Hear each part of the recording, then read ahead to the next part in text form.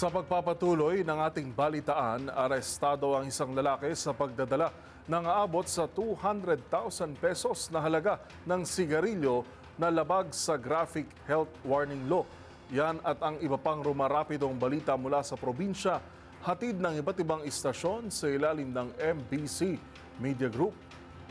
Balita mula sa Davao City. Arestado ang isang lalaki sa isagawang operasyon ng Regional Maritime Unit 11 sa Barangay Ubalde, Davao City noong Mayo 26, 2025 dahil sa paglabag sa Republic Act No. 10643 o ang batas na nagtataguyod ng graphic health warnings sa mga produktong sigarilyo. Kinilala ng mga otoridad ang suspect na si Alias War, nasa ustong gulang, may asawa, tricycle driver at residente ng Barangay 23-B, Quezon Boulevard, Davao City. Nasamsa mula sa suspect ang 8 master cases ng sigarilyo na tinatayang nagkakahalaga ng humigit kumulang 200,000 pesos. Ang mga nakumpiskang produkto ay kasalukuyang nasa pangangalaga ng Davao City Maritime Police Station at nakatagdang i-turnover sa Bureau of Customs para sa karampatang disposasyon. Ayon sa RMU 11 na naipatutupad ang batas na naglalayong palaganapin ang kamalayan sa kalusugan sa pamamagitan ng tamang paglalagay ng mga graphic health warnings sa mga produktong sigarilyo. Ang hakbang na ito ay bahagi ng mas pinaigting na kampanya ng pamahalaan laban sa iligal na distribusyon ng mga produktong sigarilyo at sa pagpatupad ng mga umiiral na batas pangkalusugan. Para sa MBC TV Network News, ito si June Suter, una sa Pilipinas, una sa Pilipino. Nahuli na ng otoridad ang itinuturing na top 1 most wanted person sa buong lalawigan ng Northern Samar dahil sa kasong panggagahasa. Sa ikinasan operasyon ng otoridad ng tauhan ng Bubun Municipal Police Station na pinapangunahan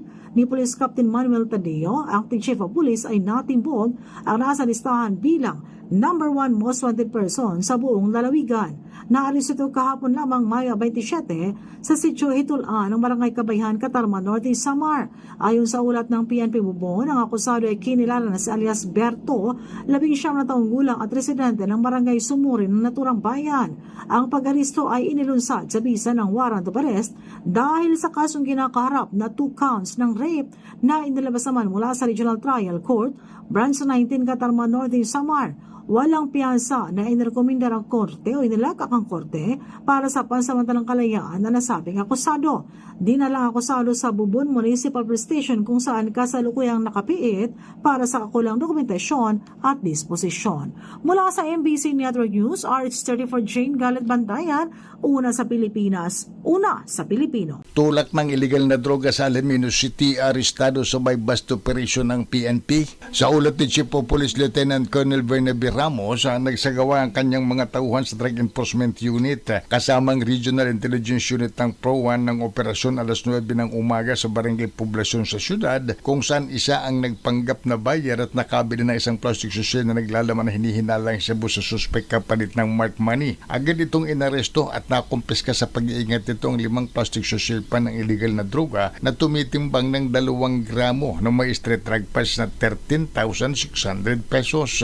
Ang suspect kay isang 41 anyos na binata, street level individual at residente ng Pag-asa West, Barangay Kabungan, Anda, Pangasinan, na ngayon nasa kustodiya ng Alaminos City Police Station at naharap sa kaso ng paglabag sa Republic Act 9165 o the Comprehensive Dangerous Drug Act of 2002. Para sa MBC TV Network News, ito si Freddy Pajardo, RH38, una sa Pilipinas, una sa Pilipino. Alas 7:30 kaninang umaga, nakiisa ang Bataan Police Provincial Office sa pangunguna ni Police Colonel Martes A. Salvador, Officer in Charge, sa sabayang pagtaas ng watawat bilang pagunita sa National Flag Day na isinagawa sa Camp Tolentino, lungsod ng Balanga, Bataan. Ang aktibidad na ito ay alinsunod sa makasaysayang araw ng ika-28 ng Mayo 1898, kung kailan unang iwinagayway ang watawat ng bansang Pilipinas, isang makabuluhang pangyayari na sumimbolo sa pagkakaisa ng sambayanan at sa pagsilang ng kauna-unang republika ng bansa. Sa nasabing seremonya, muling pinarangalan ang watawat bilang sagisag ng ating pagmamahal at katapatan sa bayan. Isa itong paalaala sa bawat Pilipino na patuloy nating yakapin ang diwa ng pagiging makabayan.